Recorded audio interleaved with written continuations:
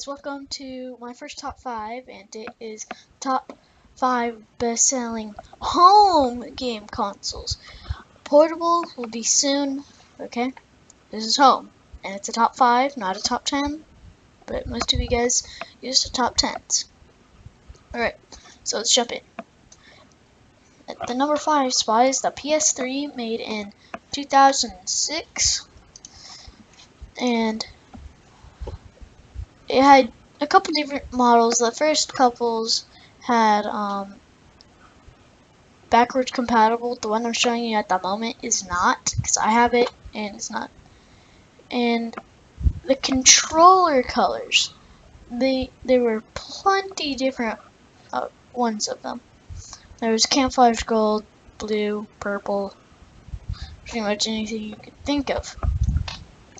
But which was also pretty cool, was it used Blu-ray compatibility, so you could watch all your Blu-rays and all that. And the discs were on Blu-rays, and you could see through Blu-rays at the time. So let's move on to the number 4 spot, the Xbox 360, made in 2005, and the Kinect was sort of a fail, sort of a good thing, but it definitely made it different from the PS3 at the time. And with the touch power on you could touch the disc pop out and the power to turn on eject disc. And then the worst part about the Xbox, the red ring of death. I know if you get a battery, it's fine. But if you don't get a battery, you're in trouble.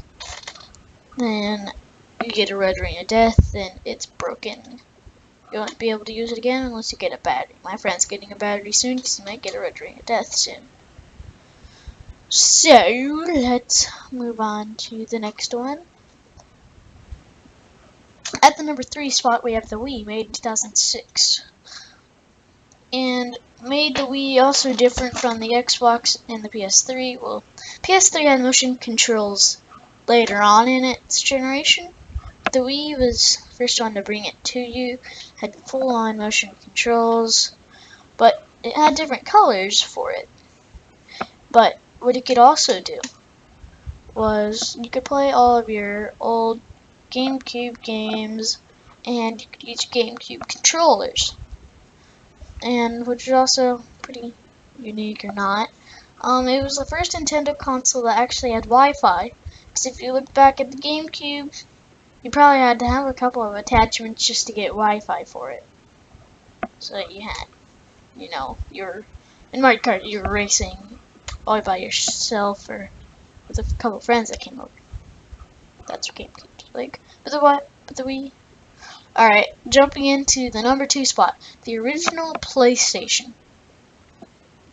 So, the original PlayStation had 2 types of controllers. It had the DualShock controller, which had the triggers were not the same size as the bumpers.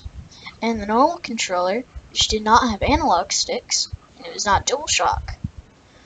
It had the triggers were the same size as the bumpers. And which was also really cool if you got a PSX, which is a little bit more portable version of the PlayStation. You can get an LCD monitor for it, and then you can play all your games on that, which was really cool. It had stereo speakers, I'm pretty sure, but I know it had some sort of speakers, which was really cool. I really want one because I don't have one.